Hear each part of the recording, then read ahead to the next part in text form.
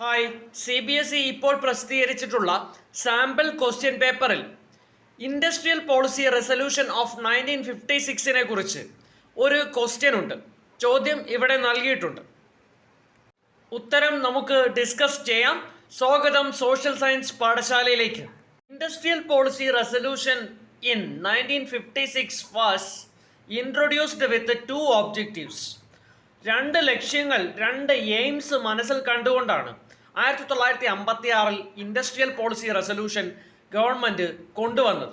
ഒന്നാമത്തേത് നമ്മുടെ രാജ്യത്തെ ഇൻഡസ്ട്രിയലൈസേഷൻ പ്രോസസ്സിനെ ത്വരിതപ്പെടുത്തുക അല്ലെങ്കിൽ ആക്സിലറേറ്റ് ചെയ്യുക എന്നതായിരുന്നു. സോഷ്യലിസത്തിന് പ്രാധാന്യം കൊടുക്കുന്ന ഒരു സമ്പദ് വ്യവസ്ഥ കെട്ടിപ്പടുക്കുക എന്നതായിരുന്നു പിന്നീടുണ്ടായിരുന്ന ഒരു എയിം. പൊതുമേഖലയ്ക്ക് പ്രാധാന്യം കൊടുക്കുന്ന, പബ്ലിക് സെക്ടറിന് പ്രാധാന്യം കൊടുക്കുന്ന ഒരു നയമാണ് ഇൻഡസ്ട്രിയൽ പോളിസി റെസൊല്യൂഷൻ ഓഫ് 1956 തുറന്നു തന്നത്. രാജ്യത്തെ വ്യാവസായികവൽക്കരിക്കുവാനുള്ള റെസ്പോൺസിബിലിറ്റിയും പബ്ലിക് സെക്ടർ ഏറ്റെടുത്തു. Heavy industries, machine making industries എന്നിങ്ങനെ ധാരാളം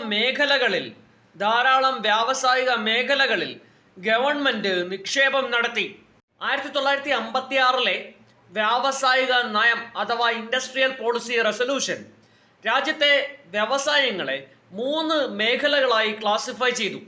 ഒന്നാമത്തെ കാറ്റഗറിയിൽ വരുന്ന മേഖലകളിൽ വ്യവസായങ്ങൾ തുടങ്ങുവാൻ പബ്ലിക് സെക്ടറിന് മാത്രമേ സാധിക്കുകയുള്ളായിരുന്നു. ഡിഫൻസ്, അറ്റോമിക് എനർജി തുടങ്ങി 17 മേഖലകളിൽ ഇത്തരത്തിൽ പബ്ലിക് സെക്ടർ ഇൻവെസ്റ്റ്മെന്റ് മാത്രമേ പാടുണ്ടായിരുന്നുള്ളൂ. രണ്ടാമത്തെ കാറ്റഗറിയിൽ വരുന്ന വ്യവസായങ്ങളിൽ ഇൻവെസ്റ്റ്മെന്റ് നടത്താൻ പ്രൈവറ്റ് മേഖലയ്ക്കും അവസരം നൽകി. ഫെർട്ടിലൈസർ, റോഡ് ട്രാൻസ്പോർട്ടേഷൻ എന്നിവയൊക്കെ ഇതിനുദാഹരണങ്ങളായിരുന്നു. എന്നാൽ അവിടെ ഡോമിനൻസ് ഉണ്ടായിരുന്നത് പബ്ലിക് സെക്ടർ യൂണിറ്റുകൾക്കാണ്. പുതിയ ഇൻഡസ്ട്രിയൽ യൂണിറ്റുകൾ തുടങ്ങുവാൻ പബ്ലിക് സെക്ടറിന് മാത്രമേ സാധിക്കുകയുള്ളായിരുന്നു.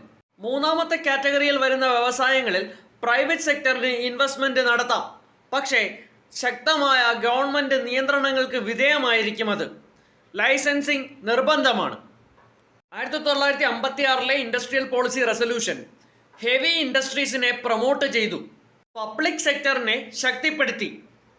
അതോടൊപ്പം തന്നെ സ്മാൾ സ്കെയിൽ ഇൻഡസ്ട്രീസിനെയൊക്കെ പ്രൊട്ടക്റ്റ് ചെയ്തിരുന്നു. ചില വ്യവസായ സംരംഭങ്ങൾ തുടങ്ങുവാൻ സ്മാൾ സ്കെയിൽ ഇൻഡസ്ട്രീസിനെ മാത്രമേ അനുവദിച്ചിരുന്നുള്ളൂ.